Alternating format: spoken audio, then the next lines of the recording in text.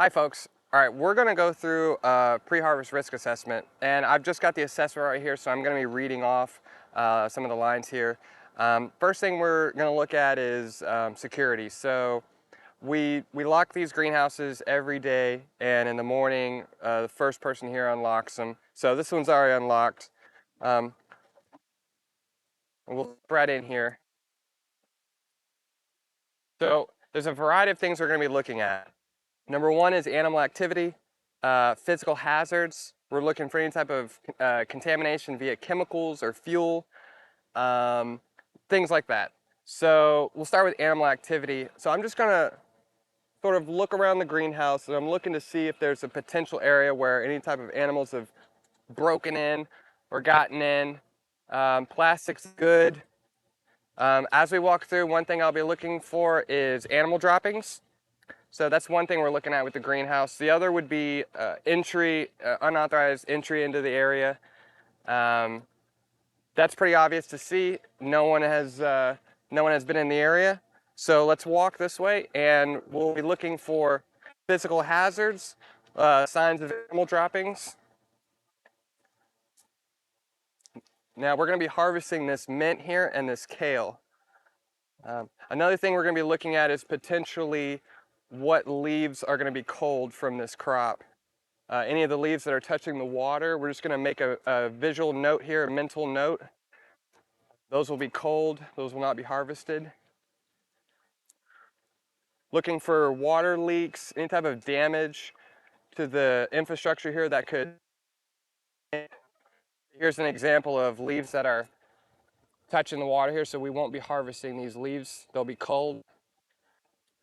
And it doesn't appear that there's any sign of animal droppings, there's no tracks, and there's no damage to the greenhouse. So let me just go to the assessment here. So we've looked at physical contamination, we've looked at animal activity. I've touched briefly on what we're going to be culling. We just want to make a mental note of it, at least have that discussion of what parts of the crops we're not going to be harvesting. Are there any other notable sources of contamination, such as weather? Weather's great today. There's no fires burning in the area. There's no other types of situations. Another thing we're going to be looking at is the adjacent land use. So we do have cows that graze in the adjacent land here. They're not here today. We typically actually don't see them. It's a pretty big piece of property. So that's checked off. There's no contamination there, or no potential for contamination. Another thing we'll look at is our harvest container. So we're actually looking at the distribution system here. In this case, we've got aquaponic troughs that are raised. So we're looking at any type of potential leaks that could be there. These all look in good condition. Talked about the culling of the crop. So we'll look at the harvest containers, and we'll also look at the hand washing facility. One thing we're going to note on the pre-harvest assessment is when we expect to do the harvest. In this case, it would be the same day.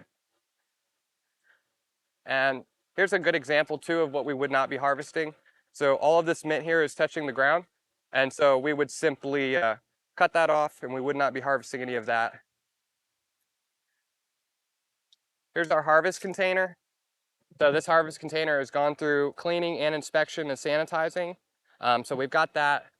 And we do have, so let's look at the hand washing facility now. So we're just verifying that the hand washing facility is in good order.